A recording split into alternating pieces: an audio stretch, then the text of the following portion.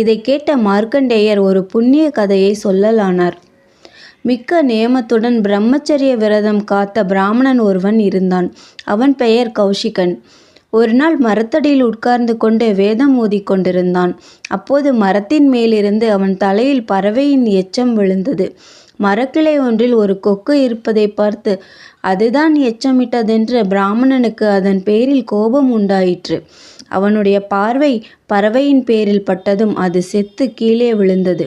உயிரற்று பூமியில் கிடந்த கொக்கை பார்த்ததும் பிராமணனுக்கு துயரம் மேலிட்டது. மனத்தில் எழும் எண்ணங்கள் நிகழ்ச்சிகளாக வடிவம் கொள்வதற்கு பல புறக்காரணங்களும் சேர வேண்டும். அவை வந்து சேராத காரணத்தினால்தான் பல தீமைகளிலிருந்து தப்புகிறோம். எண்ணிய எண்ணங்களெல்லாம் எண்ணியவாறு உடனே ஆகிவிடுவதாக இருந்தால் உலகத்தில் கொடுமைகள் பொறுக்க முடியாமல் போகும். கோபத்தால் நான் எண்ணிய எண்ணம் இந்த வேலையை செய்துவிட்டதே, ஒரு பாவமும் அறியாத பறவையை கொன்றேனே என்று கௌஷிகன் துயரப்பட்டான். பிறகு வழக்கம் போல பிக்ஷை எடுக்க சென்றான். ஒரு வீட்டின் வாயிலில் பிக்ஷைக்காக நின்றான்.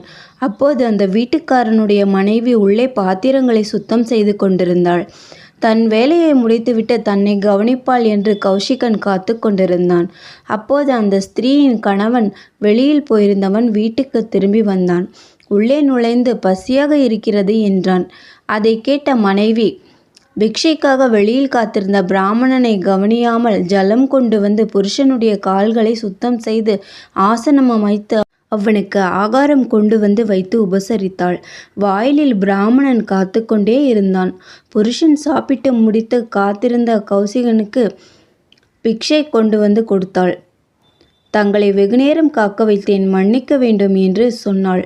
கோபத்தினால் நெருப்பைப் போல ஜொலித்து கொண்டிருந்த கௌஷிகன், அம்மா, பல வீடுகளுக்கு போக வேண்டியவனை இவ்வாறு அலட்சியம் பண்ணி காக்க வைத்தாய், இது தகாது என்றான். பிராமணனை பார்த்த ஸ்திரீயானவள், பிராமணோத்தமரை பொறுத்து கொள்ள வேண்டும், என் புருஷனுக்கு பணிவிடை செய்து கொண்டிருந்தேன், அதனால் நேரமாகிவிட்டது என்றாள்.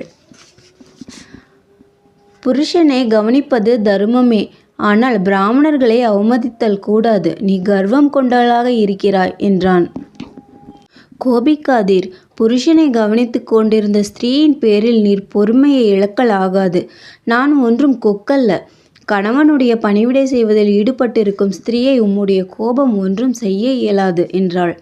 பிராமணனுக்கு தூக்கி வாரி போட்டது. கொக்கை பற்றி இவளுக்கு எப்படி தெரிந்தது என்று வியந்தான். ஸ்திரீ இன்னும் சொல்லலானாள். பெரியவரே, உமக்கு தர்மத்தின் ரகசியம் தெரியவில்லை. மனிதனுக்கு கோபம் சரீரத்துக்குள்ளேயே இருக்கும் பெரும் பகையாகும். அதை நீர்